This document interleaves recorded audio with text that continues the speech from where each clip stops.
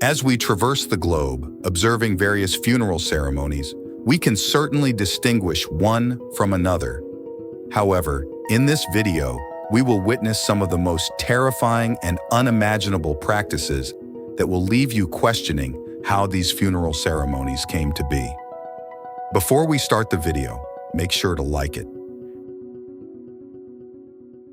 In Indonesia, there is a tribe called Toraja, known for their perplexing funeral practices that take place on Sulawesi Island. These people perform their rituals as if their deceased are not dead, but alive.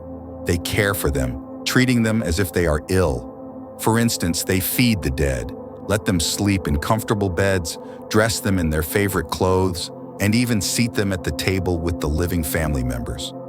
After a few weeks, a grand funeral ceremony is held. This ritual includes placing the dead into their tomb with their clothes. Then, the family members can visit whenever they want and change the clothes of the dead. If the corpse has maggots, they will clean it. This ritual is called manin, which literally translates to caring for the dead.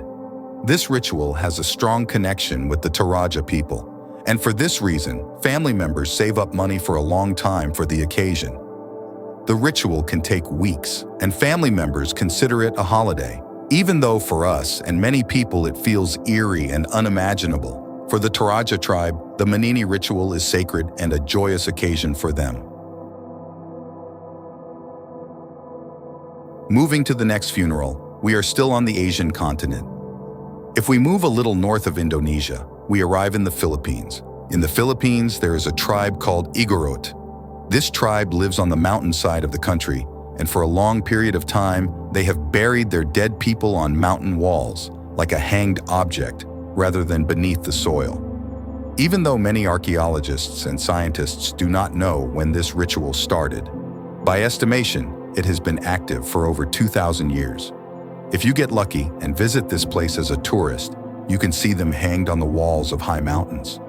The reason behind hanging the dead people on the wall high up is a belief that if we set them high and closer to the sky, they can reach and communicate with their deceased relatives' spirits. Furthermore, this tribe doesn't want to be buried beneath the soil and have a fear of water exposing their bodies and causing them to decay quickly.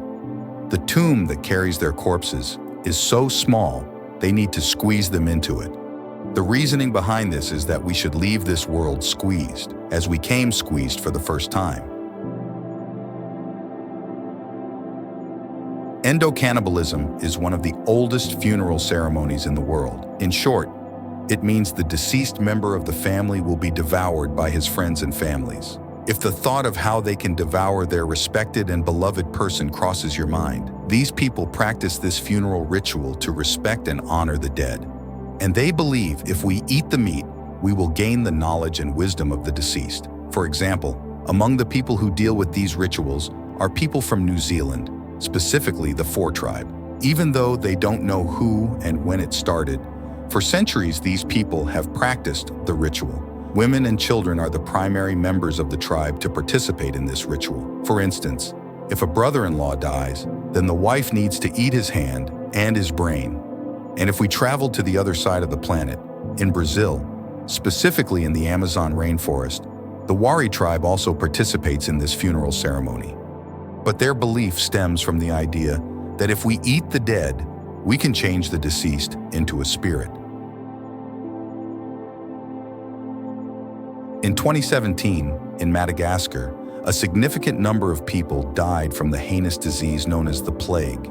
This pandemic in the Middle Ages in Europe had killed millions of people and got the name of the Black Death. Fast forward to 2017 in Madagascar, when this pandemic began to spread, it sent the higher officials of the government into a panic. After some research, they discovered how and why this deadly disease began to spread. It was because of a funeral ritual. In Madagascar, in one of the tribes, there is a funeral ritual called Famadihana. Famadihana means dancing with the dead. They cover the dead one with a white sheet, raise them high, and start dancing with them. But in 2017, this tribe crossed the line and dug up people from graves and were dancing. So even though it was hard enough to dance with newly dead people, old corpses began to surface from the grave, and bacteria from old corpses carrying plague-causing microbes transmitted to healthy people who were dancing. Even though this ritual was performed to honor the dead, in 2017 it caused more harm than good. After the epidemic, 100 people died from the disease. According to the Tibetan tribe in Mongolia, dragging a dead member of the tribe to a mountain and chopping their body, they spread it on the mountain for vultures to eat them. This ritual happens in Mongolia and China. This ritual, like others, is not meant to disrespect or dishonor the dead, but the opposite. They think after a person dies, their body doesn't matter, and the spirit goes to another place. So to dispose of a corpse, it's better to feed it to other animals. First, after the person dies, for the first 2 days, tribe members leave the corpse and begin to pray for them. After that, they break the backbone. After they get the body to the mountain, as I told you now, their body will be given to vultures. While all this is happening, in the meantime, family members sing and pray for the person. And after weeks, the person's remains are bones. This one might be the harshest of them all. This ritual, in this day and age, is considered so harsh it has been banned in India. The ritual, named Sati, was performed by Hindu followers ages ago. When a husband dies, people start to pray for the wife, and after that, she will be thrown into a bonfire. This means when her husband's body turns into ash, the wife also joins him in the fire willingly. At first, when this ritual started, it was willing, but over time, even if the wife refuses to throw herself on the fire, they will force and sacrifice her. This ritual's main purpose is that a wife cannot live without her husband, and the moment he passes away, the marriage also dies. To announce the death of the marriage, she has to be burned with her husband. At first, when it started, this act was considered bravery, but over time, this act was considered murder. When this ritual was active, 1,000 wives threw themselves every year in India. This ritual came to an end in 1850 when the British colonized India. They told the people whoever teaches and engages in this ritual, they will get punished by hanging. Now it's your turn. Which ritual got your attention? Tell us in the comments.